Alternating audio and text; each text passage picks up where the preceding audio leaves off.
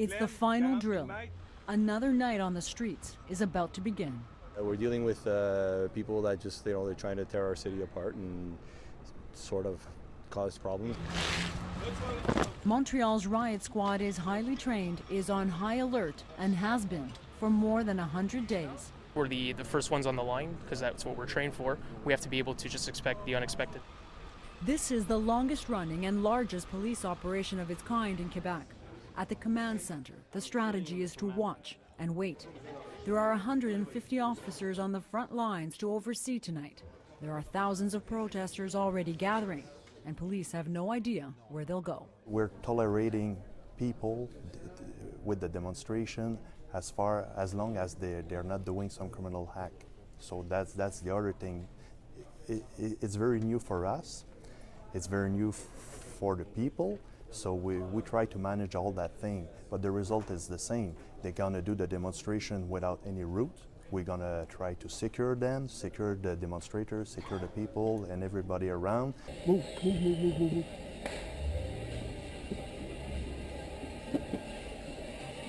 Stay there, okay? Don't move.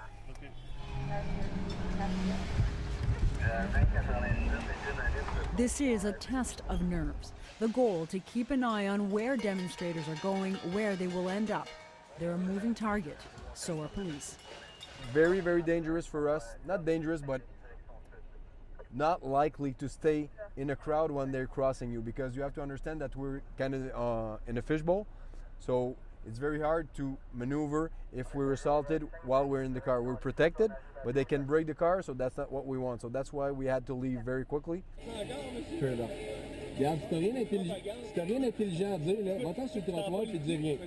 People don't make the difference between the government and the police, from my point of view, because they think the police is an extension of the government, and that's not the case, because what we want to do is to make sure that everything goes well and everything's okay and everybody is secure.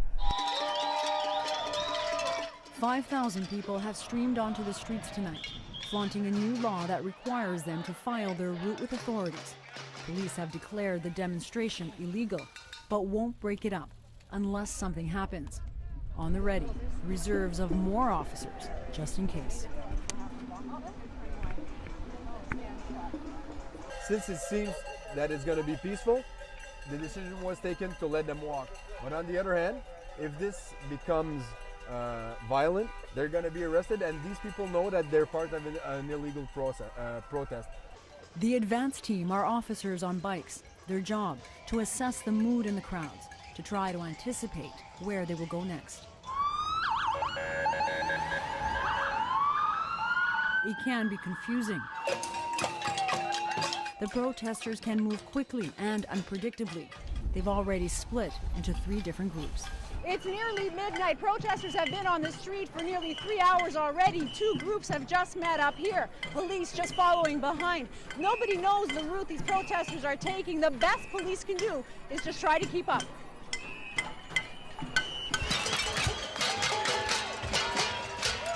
Do you guys know where they're going next?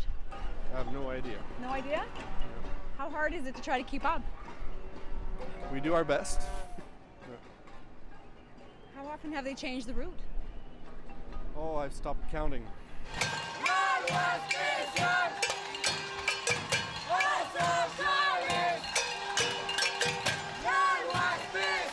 What they don't know either, how they will act. Law 78, Quebec's new legislation designed to control the demonstrations, has only inflamed people even more because they say it infringes on their civil rights. We want the revolution, and we're gonna get it. Play with us. Come with us. We want to tell them bonjour. We want to tell them hi, because we know that they're pissed off as much as we can be. And they're with us too. Some police officers are violent and they just keep on spraying us with pepper spray. We just want to express ourselves. We don't want that the law touch our common law. We want just to express peacefully. We don't support the law. Some of the media were portraying Montreal as being under blood of fire and shit like that. It's nothing like that at all. It's very pacific. There's a lot of kids around. Tonight it's lit. We're only walking to the next corner and then we're done for tonight. Most demonstrations have been peaceful, but not all.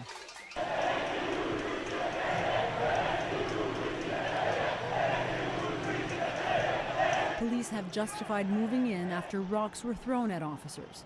There have been rounds of mass arrests and injuries in the crowds that some now brandish in defiance. A rubber bullet fired into another demonstration left this man with a ruptured liver. Il faut témoigner avant qu'il y ait des morts. He came back tonight, he says, to show how police nearly killed him. Then there's this video of police spraying people on an outdoor patio with pepper spray. They say they did it only after someone threw a table at officers. That's why the action happened after that. But you don't see that in the YouTube and media and everything, you know. So when you have the information, you don't have the truth. So it's not the real story. We deal with the real story. But he admits the psychological toll of night after night of protests can make police more aggressive. I cannot say that every action, police action, are 100%. We don't have that score, you know. We know that because after 100 days, it might have some type of problem at some point. When we do an action, it's a reaction from something had happened, you know. But like I said, it's impossible to have 100% score on that type of action for 3 months.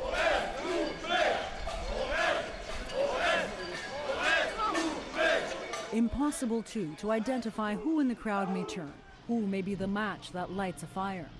Judgment gets blurred, police say, when there is no end to looking in sight. We know how to manage crowds. That's not a problem for us.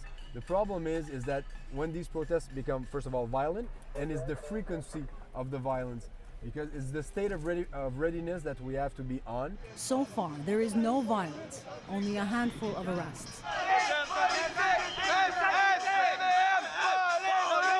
Hello, officers. Can you give us a sense of how things are going tonight? Everything's okay tonight. But the expectation never goes away that more could come at any time. In what is often a seemingly endless game of cat and mouse, protesters snake and shift through the city's streets for more than 5 hours, walk at least 10 kilometers before the first signs of fatigue set in. Soon after, police issue the only and final ultimatum of the night. On vous demande s'il vous plaît de libérer l'intersection, qu'on puisse réouvrir la circulation. Merci. Get on the sidewalk or get arrested. They listen. The night is over, but tomorrow is already just a few hours away. Ioanna Roumeliotis, CBC News, Montreal.